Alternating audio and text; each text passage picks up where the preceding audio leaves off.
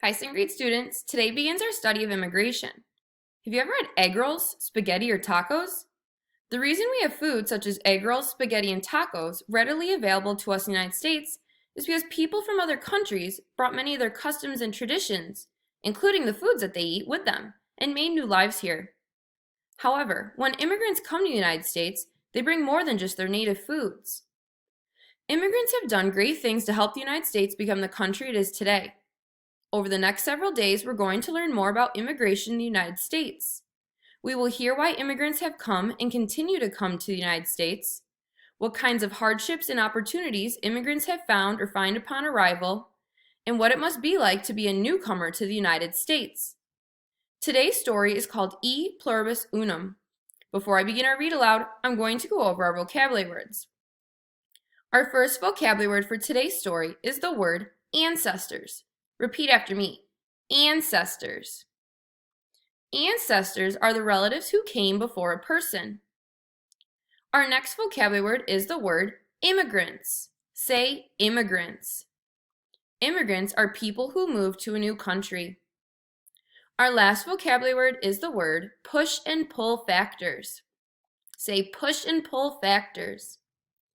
Push factors are the reasons that drive people away from something, while pull factors are the reasons that draw people towards something else.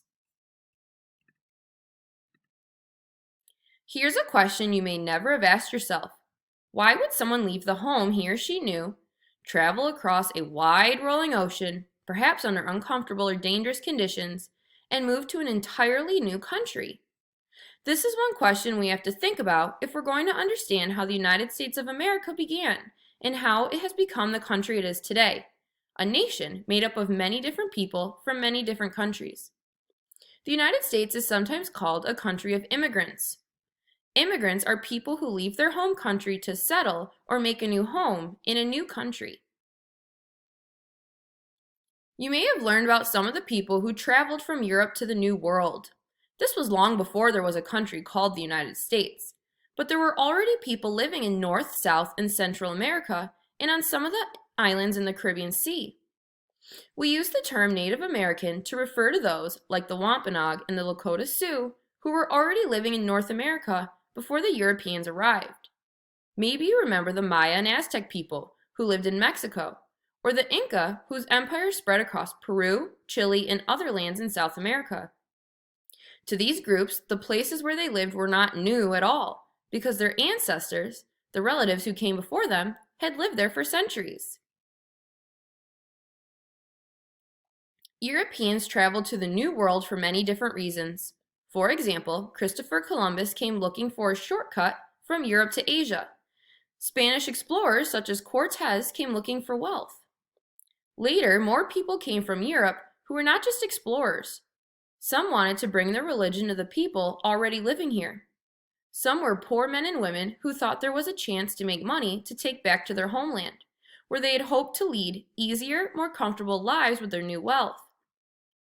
Others were adventurers attracted to the excitement of a new place. The greater number of these travelers to North and South America did not actually want to settle in the Americas and make the New World their home for good.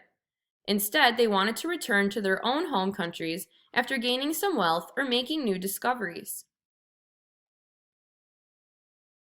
Much later, a group of people we call the Pilgrims were looking for a place where they could follow their own religion without being told what to believe by the King of England. Back in England, they were known as separatists, and they lived in fear of being arrested and thrown in jail for not having the same religious beliefs as their king. In order to meet together and practice their religion without fear, they decided to leave England behind.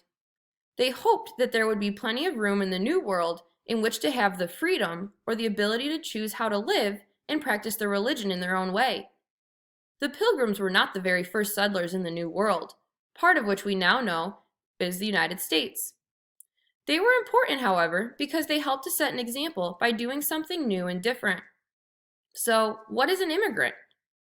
An immigrant is someone who comes from another country to settle in a new place. Do you remember the question I asked you at the beginning of the lesson? Why might someone leave the home he or she knew and move to an entirely new country? Reasons immigrants leave their homes and come to a new country are push and pull factors. Push factors are the problems in one's home country that would push you out of your country or make you leave. For many immigrants, money problems, trouble in their home government, and/or a lack of religious freedoms push them to immigrate or move to a new country.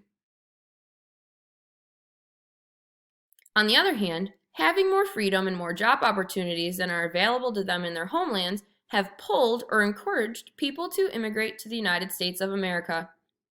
There are many freedoms, such as freedom of religion and freedom of speech, that are protected by the American government. These freedoms and other opportunities have attracted people to the United States.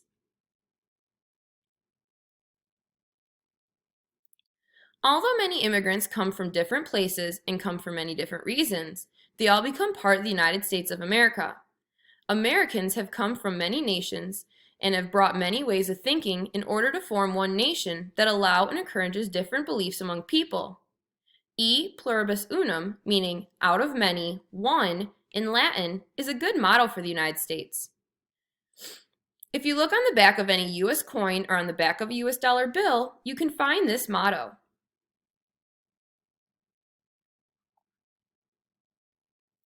Today's Americans are sometimes immigrants themselves, or they may have come from a long line of immigrants before them. This means that some Americans have ancestors who were immigrants. In the days ahead, you will learn fascinating stories about some early immigrants. You will also learn more about the enormous risks people took to immigrate to the United States. You will learn about the many hardships or difficulties immigrants face when they first arrive in their new country. As you will learn, it's a chance that new immigrants are still taking today.